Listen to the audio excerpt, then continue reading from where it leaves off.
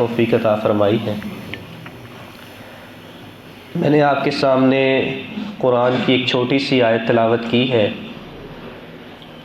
اس آیت کے اندر سیکھنے کے لیے اور سمجھنے کے لیے ایک بہت بڑا سبق ہے۔ چند الفاظ ہیں لیکن سمجھنے کے لیے بہت بڑی بات ہے۔ یہ آیت کب نازل ہوئی، اس کے پیچھے واقعہ کیا ہے؟ ایک دفعہ اللہ کے نبی صلی اللہ علیہ وسلم صحابہ کرام کے ساتھ مجلس کے اندر موجود تھے۔ ایک مہمان آ گیا، اللہ کے نبی صلی اللہ علیہ وسلم کا مہمان۔ نبی صلی اللہ علیہ وسلم نے صحابی کو بھیجا، جاؤ گھروں کے اندر پتہ کر کے آؤ کہ آج کھانے کے لیے کیا موجود ہے، مہمان کی مہمان نوازی کرنا ہے۔ صحابی گیا، گھروں کا چکر لگایا، واپس آ کے اللہ کے نبی صلی اللہ علیہ وسلم کو کہنے لگا کہ اللہ کے نبی صلی اللہ علیہ وسلم آج تو گھروں کے اندر کھانے کے لیے کچھ بھی موجود نہیں، مہمان کی مہمان نوازی اب کیسے ہوگی؟ اللہ کے نبی صلی اللہ علیہ وسلم نے سوال کیا مجلس کے اندر، کون ہے جو آج مہمان کی مہمان نوازی کرے گا؟ ایک صحابی حضرت ابو طلحہ انصاری رضی اللہ تعالیٰ عنہ کھڑے ہوئے اور کہنے لگے کہ اللہ کے نبی صلی اللہ علیہ وسلم آج آپ کا مہمان میرا مہمان۔ ہر بندہ اپنے گھر کی کیفیت اور صورتحال کو بخوبی جانتا ہے۔ مثال کے طور پہ میں ہوں تو میرے گھر کا بجٹ کیا ہے، میرے گھر کے اندر کھانے کے لیے کیا موجود ہے، میرے گھر کے اندر وسائل کتنے ہیں، کیا اتنا کھانا موجود ہے کہ میں ایک مہمان کی مہمان نوازی کر سکوں۔ ہر بندہ بخوبی جانتا ہے کہ اس کے گھر کے اندر سہولیات کیا میسر ہے۔ صحابی بھی جانتے تھے، لیکن وہ کھڑے ہوئے اور سب کچھ جاننے کے باوجود بھی انہوں نے کہا کہ میں آپ صلی اللہ علیہ وسلم کے مہمان کی مہمان نوازی کروں گا۔ صاحب مہمان کو لیا، ہاتھ پکڑا، گھر کے اندر آ گئے، گھر آ کے بیوی سے دریافت کیا کہ بتاؤ آج گھر کے اندر کھانے کے لیے کیا موجود ہے؟ تو بیوی نے آگے سے جواب دیا کہ آج تو صرف اتنا کھانا ہے کہ بچوں کو کچھ کھلایا جائے اور کچھ ہم تھوڑا سا کھا لیں، پیٹ شاید نہ بھر سکے لیکن بمشکل جو ہے وہ گزارا بھی نہیں ہو سکے گا، صرف ایک آدھے شخص کے لیے جو ہے وہ کھانا موجود ہے۔ تو اب طے یہ پایا کہ مہمان آیا ہے اور اس کی مہمان نوازی بھی کرنی ہے، تو طے یہ پایا کہ اب آج جو ہے وہ ہم بھی بھوکے رہیں گے اور بچوں کو بھی جو ہے وہ بھوکا سلایا جائے گا۔ اب روایت یہ تھی کہ مہمان کے ساتھ میزبان بھی بیٹھ کر کھانا کھایا کرتے تھے، اس کی عزت افزائی کا معاملہ ہوتا تھا۔ تو طے یہ ہوا کہ جب کھانا پیش کیا جائے گا تو دیا بجھا دیا جائے گا، چراغ جو ہے بجھا دیا جائے گا اور ساتھ صرف بیٹھیں گے، کھانا تناول نہیں کیا جائے گا، مہمان کو صرف کھانا کھلایا جائے گا۔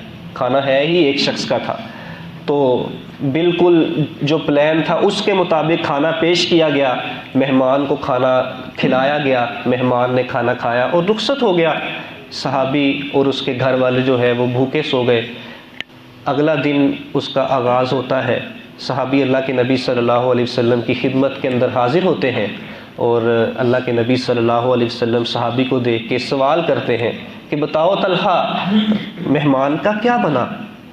اللہ کے نبی صلی اللہ علیہ وسلم کو تو اللہ رب العزت نے پہلے ہی بتا دیا تھا۔ تو حضرت ابو طلحہ انصاری رضی اللہ تعالیٰ عنہ نے اپنی جو بات تھی، جو ماجرا تھا، جو صورتحال تھی وہ بیان کی۔ تو اللہ کے نبی صلی اللہ علیہ وسلم نے آگے سے کیا فرمایا؟ اللہ کے نبی صلی اللہ علیہ وسلم فرماتے ہیں، اے طلحہ تیری مہمان نوازی کی وجہ سے عرش پہ موجود رب جو ہے وہ مسکرا دیا، اور اللہ رب العزت نے آسمانوں سے جبرائیل علیہ السلام کو بھیج کر قرآن نازل کر دیا کہ وَيُؤْثِرُونَ عَلَىٰ أَنفُسِهِمْ وَلَوْ كَانَ بِهِمْ خَصَاصَةٌ، کہ سرزمین پہ کچھ ایسے لوگ بھی موجود ہیں جو اپنی ضرورت کو پسے پش ڈالتے ہوئے اپنے بھائی کی ضرورت کو پہلے پورا کرتے ہیں۔ محترم بھائیوں، آج بھی معاشرے کے اندر ایسے جذبوں کی ضرورت ہے، آج ایسی تربیت کی ضرورت ہے، آج ایسے کردار کی ضرورت ہے۔ آج ہم جس ماحول کے اندر جس معاشرے کے اندر زندگی بسر کر رہے ہیں، اس معاشرے اور ماحول کے اندر آج ہمیں خود غرضی، مفاد پرستی، لالچ جو ہے وہ بڑھتا ہوا دکھائی دیتا ہے۔ یہ سارے معاملات ہمیں بڑھتے ہوئے دکھائی دیتے ہیں، اور آج لوگ جو ہیں وہ اپنے بارے میں سوچتے ہوئے ہمیں اور محنت کرتے ہوئے دکھائی دیتے ہیں، لیکن مومنین کا، مسلمانوں کا، ایک اللہ کے نبی صلی اللہ علیہ وسلم کے امتی کا کیا کردار ہونا چاہیے، صحابی نے عمل کر کے دکھایا ہے اور قرآن نے اس کو واضح کیا ہے۔ تو محترم بھائیوں، آج ملک پاکستان کے جو حالات ہیں، جن حالات سے ہم گزر رہے ہیں، پاکستان کے اندر اس وقت 22 کروڑ کی آبادی میں سے 24% سے زائد آبادی غربت کی بھی لکیر سے نیچے زندگی گزارنے کے اوپر مجبور ہے۔ آج مہنگائی کا جو دورہ ہے اور ہر طرف جو ہے وہ ہر شخص ہمیں پریشان نظر آتا ہے، ان حالات کے اندر ہمارے اوپر یہ لازم ہے، فرض ہے، یہ ایک بہت بڑی عبادت ہے اور بہت بڑے اجر کا باعث ہے کہ ہم اپنے گلی محلے کے اندر، اپنے ہم معاشرے کے اندر جو ہے وہ اس چیز کا لحاظ رکھیں، ہم تلاش کریں ایسے لوگوں کو جو ضرورت مند ہیں، جو سفید پوش ہیں، کچھ تو ہاتھ پھیلانے والے ہوں گے، اور کئی ایسے ہوتے ہیں جو نہ ہاتھ پھیلاتے ہیں نہ کسی سے بات کرتے ہیں۔ میرے گھر کے اندر رمضان کا مہینہ ہے، سحری کا بڑا دسترخوان ہو، افطاری کے اندر جو ہے وہ انواع اقسام کی نعمتیں موجود ہوں، لیکن میرے ہمسائے کے اندر میرا ہمسایہ جو ہے وہ بھوکا رہنے والا ہو، میرے گلی کے اندر کچھ لوگ ایسے ہوں، کچھ خواتین ایسی ہوں جو بیوگان ہوں، کچھ بچے ایسے ہوں جو یتیم ہوں، لیکن مجھے ان کا خیال نہ ہو۔ دنیا تو گزر جائے گی، لیکن کل قیامت والے دن ان لوگوں کو اور اللہ رب العزت کو کیا جواب دیں گے؟ تو محترم بھائیوں، یہ ایک آیت اور یہ ایک واقعہ آج میرے لیے اور آپ کے لیے ایک بہت بڑی نصیحت ہے۔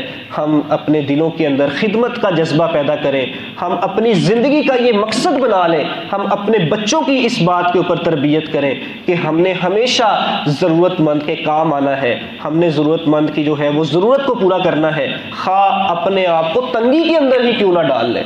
تو اللہ رب العزت نے جو دیا ہے، جو اللہ رب العزت نے جن چیزوں سے نوازا ہے، ہم اس کو اللہ کے راستے کے اندر خرچ کرنے والے بنے، اپنے دلوں کے اندر، دماغوں کے اندر خدمت کا جذبہ اور ولولہ پیدا کریں، جوش کے ساتھ، ہمت کے ساتھ آگے بڑھیں، معاشرے کے اندر کردار ادا کریں۔ انشاءاللہ اللہ کے نبی صلی اللہ علیہ وسلم نے اور اللہ رب العزت نے یہ جو پیٹرن اور طریقہ کار ہمیں سکھایا اور سمجھایا ہے، میں یہ سمجھتا ہوں کہ اگر ہم اس کے مطابق زندگی بسر کرنا شروع کر دیں تو ہمارے معاشرے کے اندر خوشحالی ہی خوشحالی آ جائے۔ تو انشاءاللہ اگر ہم اس حوالے سے محنت کریں، کوشش کریں، رمضان کا مہینہ ہے، لوگ سحری نہیں کر سکتے، ہم ان کے لیے سحری کا بندوبست کریں، افطاری نہیں کر سکتے، ہم ان کے لیے افطاری کا بندوبست کریں، جن گھروں کے اندر راشن نہیں ہے ہم ان کو راشن پہنچائیں۔ اس طرح کے کئی کام ایسے ہیں ضرورت مند لوگوں کے ہم کام آ سکتے ہیں۔ تو رمضان کے مہینے کے اندر یہ نیکی کا بہت بڑا موقع ہے، اور غیر رمضان بھی ہمیں اپنی زندگی کے اندر اس کام کو، اس چیز کو شامل کر لینا چاہیے۔ اللہ تعالیٰ سے دعا ہے اللہ تعالیٰ ہمیں سیکھنے کی، سمجھنے کی اور عمل کرنے کی توفیق عطا فرمائے۔ جزاکم اللہ خیر۔ السلام علیکم ورحمۃ اللہ۔